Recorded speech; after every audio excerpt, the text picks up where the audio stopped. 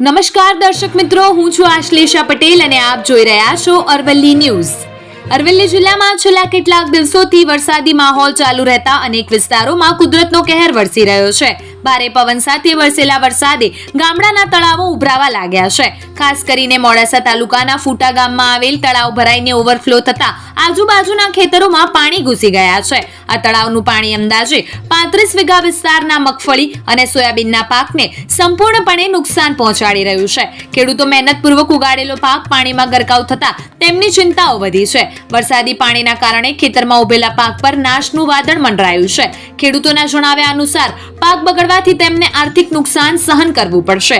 ભારે વરસાદને કારણે અરવલ્લી જિલ્લામાં અનેક ગામડાના તળાવો ભરાઈ ગયા છે, ત્યારે મોડાસાના ફૂટા ગામનો તળાવ ઓવરફ્લો થતા ખેતરોમાં પાણી ભરાઈ જતા ગ્રામજનોમાં ચિંતાનો માહોલ જોવા મળી રહ્યો છે। ખેડૂતોની માંગ છે કે સરકાર તાત્કાલિક સર્વે કરી નુકસાનની ભરપાઈ માટે સહાયની જાહેરાત કરે, જેથી તેમને આર્થિક રાહત મળે।